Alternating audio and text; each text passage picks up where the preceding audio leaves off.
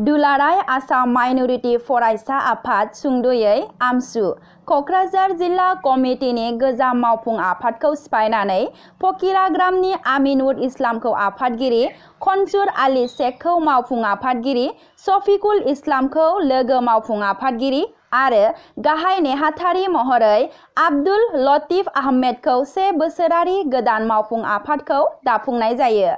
रबिबाराव क'क्राझार सहराव थानाय परी रेस्टुरेन्टआव खुंफुंनाय गिबि खेब क'क्राझार जिल्ला कमिटि आमसुनि मावफुं मेलाव क'क्राझार जिल्लानि सिङाव थानाय गुबुन गुबुन ओनसोलफोराव सोलोंथाइनि मावथांखिखौ जौगाखांहोनाय आरो जौ जुवा थिर आरो उन्दै बैसोआव हाबा जानायखौ होबथानायनि गोख्रों थांखि लायो। बे हाबाफारियावनो बाहागो लायो मिरु आमसुनि मावफुं आफादगिरि आनुनार हुसेनजों लोगोसे गोदानै दाफुंजानाय क'क्राझार जिल्ला कमिटि आमसुनि सा 31 मावफुं सोद्रोमाफोरा। অবস্থা খুবই বেয়া, মানে শিক্ষিতৰ হাৰ খুবই কম কোকৰাঝাৰ জিলাত।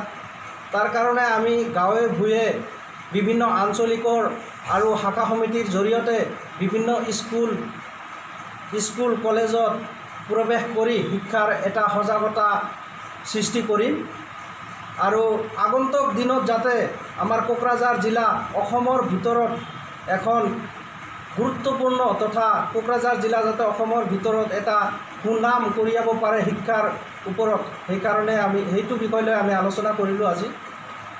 আৰু 2 নম্বৰ প্ৰস্তাৱ হৈছে কোকৰাঝাৰ জিলাৰ বিশেষ কৰি সংখ্যালঘু মানুহৰ মাজত কিছুমান কুপ্ৰথাই বহুত দেখা দিছে, যেনেকুৱা ধৰক বাল্য বিবাহ, বহু বিবাহ, শিশু শ্ৰমিক, জুৱা, মদ, ভাং আৰু বিশেষ কৰি ধৰক তীৰ খেল। দিনটো হাজিৰা কৰি 300 টকা হাজিৰা মজুৰি পায় যদি এজন ব্যক্তিয়ে তীৰত 200-250 টকা দি দিয়ে, সেইজন মানুহৰ পৰিয়াল কেনেকৈ চলিব?